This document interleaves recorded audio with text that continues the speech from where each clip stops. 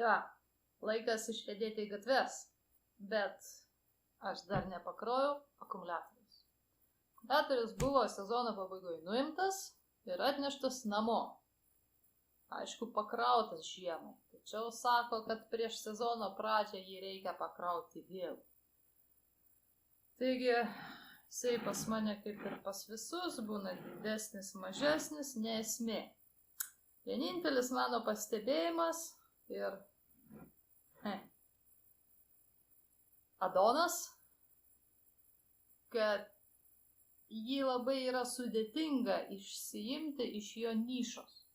Dėl to jisai buvo apvyniotas izoliacija ir jam buvo užkabintas va toks kabliukas. Dabar jį galima paprastai pakelti, įdėti ir nereikia ilgai stenėti. Tai šiandien mes jį krausim.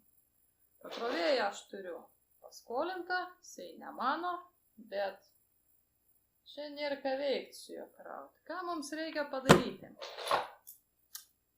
Mes turime 2 krokodilus. Vieną raudoną, kitą juodą.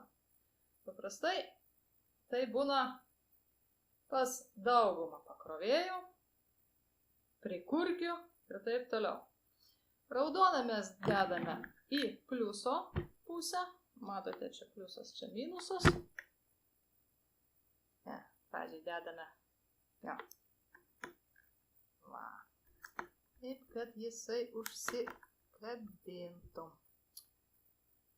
Minusą mes dedame ant minuso.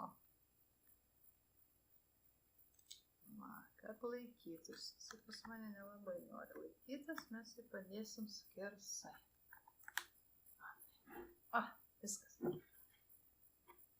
Jisai dar neįjungtas į tinklą, bet jisai jau rodo nuo akumuliatoriaus. Dabar ką mes padarom? Mes jį įjungsim.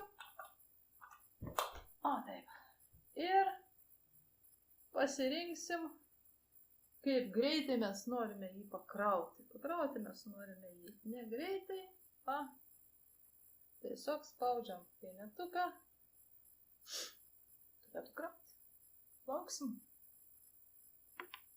Tiek.